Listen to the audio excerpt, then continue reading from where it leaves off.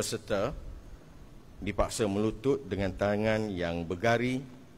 zip tie bagi tempoh anggaran 5 jam selepas sebahagian daripada mereka melaungkan Free Palestine, dan pihak adalah memaklumkan peserta telah dinafikan akses seperti air, tandas, ubat-ubatan dan hak bertemu peguam. SNCC juga melaporkan bahawa pihak Sentra mengesahkan bahawa delegasi kita sekarang ini ditempatkan di penjara Ketziot, Israel, dan telah dinasihatkan untuk menandatangani borang request of immediate departure, dan mereka semua setakat ini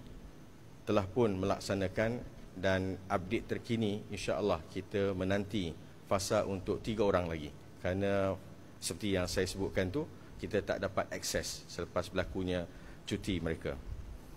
Dan pihak SNCC bersama kerajaan Malaysia kini dalam keadaan bersiap sedia untuk kita berlepas dan melaksanakan operasi untuk membawa pulang kesemua 23 orang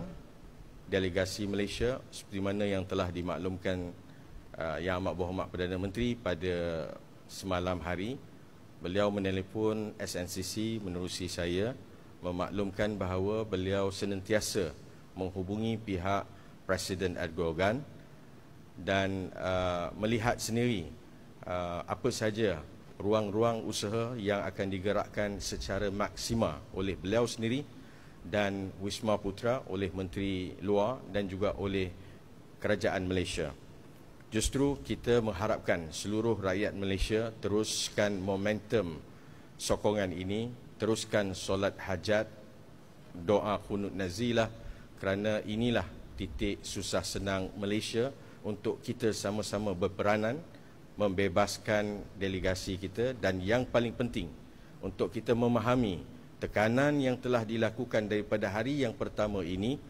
telah pun secara kolektifnya membangkitkan peranan dan juga kesedaran dunia di pentas UNGA, di pentas kerajaan dunia dan di peringkat masyarakat,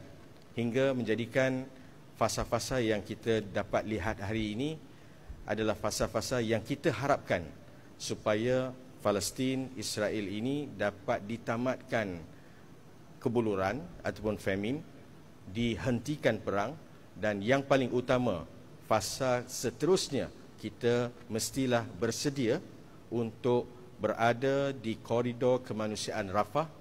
apabila diberi sahaja peluang untuk menguruskan misi ini.